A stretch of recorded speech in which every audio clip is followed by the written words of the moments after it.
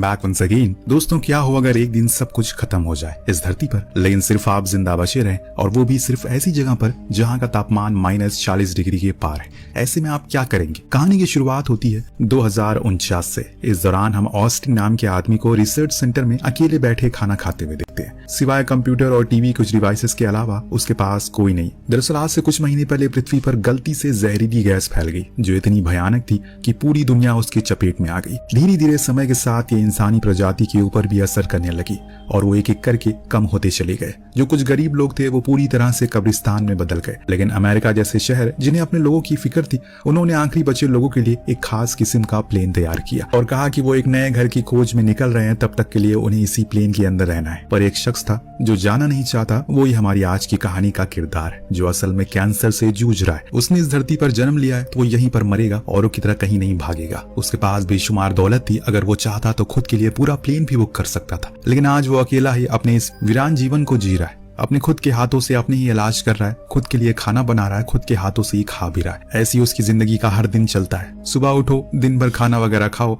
फिर पृथ्वी के हालातों के बारे में जानकारी और रात होने पर काले बादल को निहारते हुए सो जाओ। लेकिन आज मैं आपको बता दूं कि अगस्त हमेशा से ऐसा नहीं था। उसकी जिंदगी में वो जुनून था, वो हर जवान आदमी के अंदर होता है, कुछ करने का, ताकि वो अपने और अपने देश के लिए कुछ कर सके।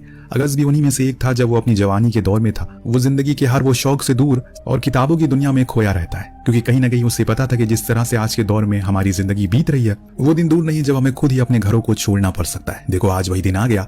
सब चले गए, सिर्फ वही रह गया। जब उसने इस नए घर यानी कि एक नए प्लैनेट की खोज की, तो उसने उसके बारे में बताने के लिए एक बड़ा सा इवेंट किया, जिसमें उसने सभी को बड़े ही विस्तार में बताया आखिर क्यों हमारे लिए अब इस पृथ्वी को छोड़ना जरूरी हो गया है, कैसे धीरे धीरे यहाँ की हवा हमारे लिए दूषित हो जाएगी। साथ में अगस्त ने उस प्लैनेट के हर एक कण को सरलता से सभी को समझाने की कोशिश की, जिससे कि उन्हें सब कुछ समझ में आ गया और उसकी इस मेहनत और खोज से सब बहुत तारीफ भी करते हैं। लेकिन सबसे ज्यादा अगर कोई प्रभावित हुआ तो वो थी जीन। लेकिन वो उसके काम से नहीं, बल्कि उसके समझाने की क्षमता, उसके बर्ताव से प्रभावित थी। जब अगस्त ने उसे पहली बार देखा तो उसे पहली नजर वाला इश्क हो गया। इसके बाद अब समय के साथ उनकी नजदीकियां बढ़ती चली गई और फिर एक वो दिन आ गया जब उन्होंने शादी कर ली और 3 साल बाद उनका परिवार भी खुशी खुशी रहने लग गया। लेकिन इन बीते सालों में जीन ने कभी उसे खुद के करीब नहीं पाया। हमेशा वो अपने काम, अपनी किताबों में ही उलझा रहता है, जो चीज अब उसे खलने लगी है। और इसीलिए अब उसने छोड़ने का फैसला किया, क्योंकि अब उनका परिवार बढ़ेगा। वो नहीं चाहती कि उसके आने वाली संतान को भी ये सब सहना पड़े।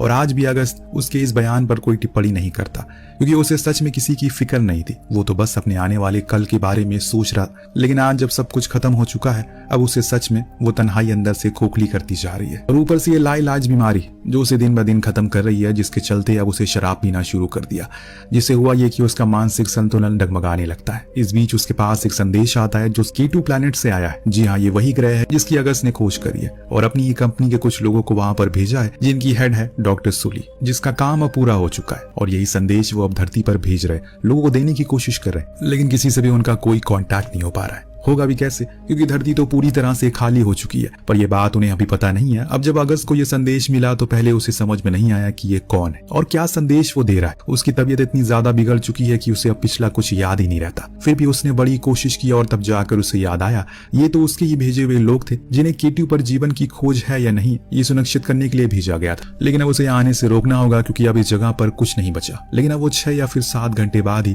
उसे संपर्क कर पाएगा, क्योंकि उसके पास इतना बड़ा एंटीना नहीं है वो जल्दी से कॉन्टैक्ट हो सके। सब कुछ खराब हो चुका है। उधर डॉक्टर सूली भी अपनी क्राफ्ट में मौजूद सभी लोगों को आगाह करती हैं। उनका कांटेक्ट हो चुका है, पर वो पूरी तरह से सुनिश्चित नहीं है कि वो मैसेज उस तक पहुंचा होगा या नहीं। इस दौरान हम K2 प्लैनेट को देखते हैं, जहां सब उपलब्ध है, जिससे कि इंसान की जनजाति दोबारा से जन्म ले सकती है। पर दोबारा से जन्म लेने के लिए कोई इंसान भी तो होना चाहिए। न जाने उन लोगों का क्या हुआ जो यहाँ से गए थे, क्या वो जिंदा भी है या नहीं, हमें ये नहीं पता। और जब तक संदेश आए वो कुछ खाने के लिए चला जाता है। लेकिन तभी उसे किचन में आग लग गई, जिससे वो बहुत ही ज्यादा घबरा गया। पर समय रहते उसने उस आग पर काबू पा लिया।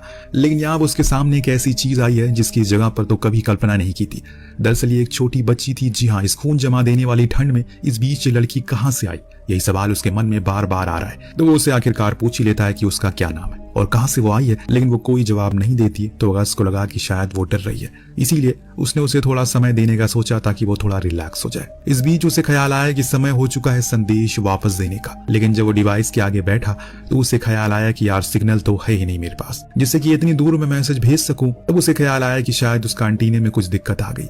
इसीलिए वो ऊपर जाकर उसकी पोजीशन को ठीक करता है। फिर नीचे आकर दोबारा से कोशिश करी, लेकिन इस बारी भी कोई प्रक्रिया नहीं आई और इससे वो समझ गया यहाँ से कुछ नहीं होगा। उसे किसी ऐसी जगह जाना होगा जहाँ से सही सिग्नल आ सके। इतने में उस लड़की का ख्याल आता है। वो उसके पास गया जो कि एक ड्राइंग बना रही थी, जिसको देखने के बाद वो समझ गया ये ना तो बोल सकती है ना सुन सकती है। इसीलिए उसने खुद की तरह उसका नाम आयरिश रख दिया। यही नाम उसने अपनी आने वाली बेटी का सोचा था रखने का। खैर उसे तो अब वो कभी मिल नहीं पाया, लेकिन इस वाली आयरिश को वो मिल गया जो उसके लिए शायद एक नई जिंदगी लेकर आई है। अब वो कुछ जगहों में देखना शुरू करता है जहां पर उसे अच्छा सिग्नल मिल सके।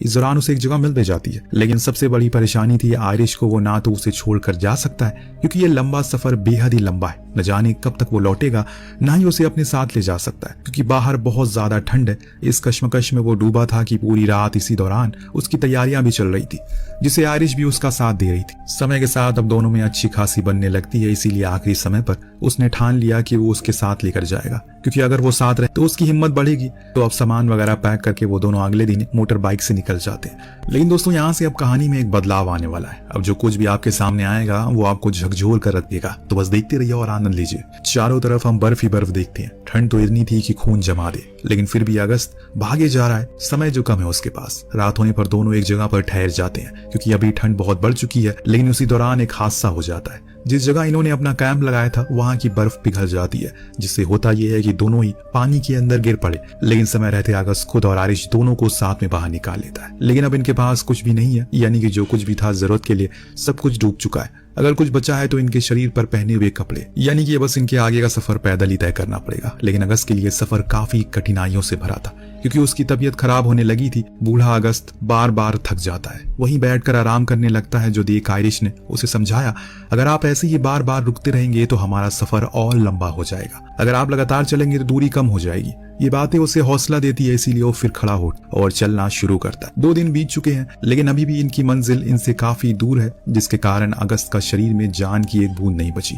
इससे भी और भयानक हो जाता है तभी अचानक से वहां पर बर्फ का तूफान आ गया। चारों ओर तेजी से बर्फ उड़ने लगी, जिसमें आयरिश का हाथ अगस्त से छूट गया, जिससे वो परेशान हो गया और झुंझलाते हुए उसे ढूंढने लगा। उसके चेहरे पर दिख रही बेताबी से हम समझ पाते हैं आयरिश ने उसकी जिंदगी में क्या प्रभाव डाला है। कुछ समय के बाद आखिरकार वो मिल गई। फिर ये दोनों अपनी मंजिल तक पहुंच गए, जहां जाकर पहले तो उन्होंने कुछ खाया। फिर अगस्त ने कांटेक्ट करने की कोशिश की, जो कि फाइनली हो जाता है। अब वो डॉक्टर सुली से बात कर पा रहा था, लेकिन इससे पहले कि वो पृथ्वी के हालातों के बारे में बता पाए, तभी उनके क्राफ्ट से कुछ पत्थर आकर टकराने लगते हैं, जिससे इनके एक बारी फिर से कनेक्शन टूट जाता है। यहाँ पर अगस्त फिर से परेशान हो चुका था, कहीं वो इस ओर आना जाए, लेकिन असल में वहाँ क्राफ्ट पर तो हड़कंप मच चुका है। टक्कर से एक तो पहले ही वो रास्ता भटक चुके हैं, ऊपर से अब ये एक और मुसीबत। लेकिन डॉक्टर सुली अब खुद बाहर अपनी एक साथी जाकर उन टूटी हुई चीजों को ठीक करने की कोशिश करती है, ताकि जल्दी से दोबारा कनेक्शन मिल सके।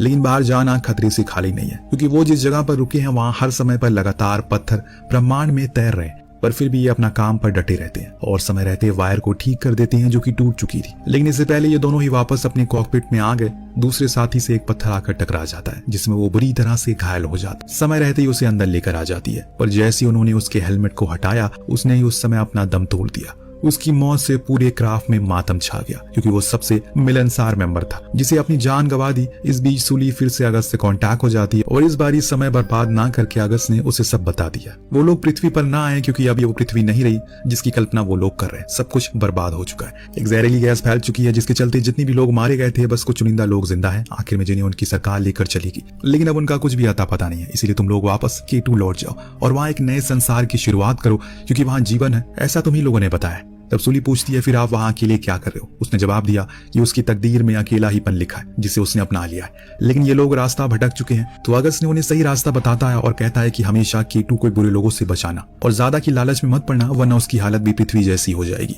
सही लोकेशन मिलने पर ये लोग बहुत खुश थे। लेकिन इनका एक साथी है जो K2 नहीं जाना चाहता। उसका कहना है कि वो पृथ्वी पर जाएगा, क्योंकि वहां उसकी पत्नी, उसके बच्चे इंतजार कर रहे हैं, क्योंकि उन्होंने उसे वादा किया था। पर अगस्त उसे समझाता है कि यहाँ कोई नहीं है, यहाँ पर मत आओ। वो नहीं मानता, अपनी जिद पर अड़ा रहता है, जो देख बाकी के लोग भी हार मान गए और कहा कि ठीक है, अगर तुम यही चाहते हो तो तुम जा सकते हो, हम लोग वापस K2 जा रहे हैं। एक एक्स्ट्रा क्यूब की मदद से उन्होंने उसे पृथ्वी की तरफ भेज दिया। इन लोगों ने अपने क्राफ्ट को K2 की लोकेशन की तरफ रख दिया। इधर अभी भी अगस्त और सुली की बातें चल रही है, जिसमें वो उसे बताती है कि हमेशा से, जब से वो बच्ची थी, तब से वो उसका रोल मॉडल रहे। क्योंकि उन्हें उनकी वजह से एस्ट्रोनॉट बनी और बाद में उनकी कंपनी ने उसे मौका दिया इस ब्रह्मांड की खूबसूरती को देखने का। इसीलिए वो उनका शुक्रिया अदा करना चाहती है। यहाँ तक कि उसकी माँ मिसेस जीन्स भी उसे बहुत प्रभावित थी, हमेशा ही उनके बारे में बात किया करती थी। ये सुनने के बाद अगस्त की जिंदगी मानो थम सी गई। मिस्टर जीन्स, आपको कुछ याद आया? सांसें तेज तेज वो लेने लग गया, लेकिन जबान से कुछ निकला नहीं उसके, क्योंकि सब कुछ उसकी आंखों से बयान हो रहा था। जब उसने उससे पूछा कि उसका पूरा नाम क्या है तो उसने बताया कि डॉक्टर सुली आयरिश। ये सुनने के बाद तो मानो उसकी जिंदगी का मकसद पूरा हो गया। लेकिन एक मिनट, फिर वो बच्ची कौन थी? इसी सवाल के जवाब के लिए वो बाहर भागती हो गया, लेकिन वहां तो कोई नहीं था। जी हाँ दोस्तों, वो बच्ची सिर्फ एक कल्पना थी जो अगस्त ने अपने दिमाग में बनाई थी ताकि वो कुछ दिन और इसी के बहाने जी सके, ताकि इसी बहाने उसकी असल की बेटी जिंदगी खत्म ना हो। अगर वो पहले ही मर जाता अपनी बीमारी से तो शायद आज ये पूरा क्रू भी यूं ही भटकता रहता और आखिर में मर जाता। लेकिन अगस्त के दिमाग ने आज उसकी जान बचा ली, उसकी बेटी और कई सारे लोगों को एक नई जिंदगी दी। लेकिन कभी आयरिश को ये पता चल पाएगा जिस दुनिया के आखिरी शख्स से वो बात करी है वो असल में उसके पिता ही है। अब मीलों का फासला था दोनों में, लेकिन खून के रिश्ते ने उन्हें बार बार जोड़े रखा। इसी को मुकद्दर कहते हैं। किसी को नहीं पता कि कब क्या हो जाए, कब कहां और कैसे कोई हमें मिल जाए। इसी के साथ ये कहानी यहीं पर समाप्त होती है। आपको कहानी कैसी लगी हमें कमेंट करके जरूर बताएगा। मिलते हैं अगले वीडियो में। Thank you so much.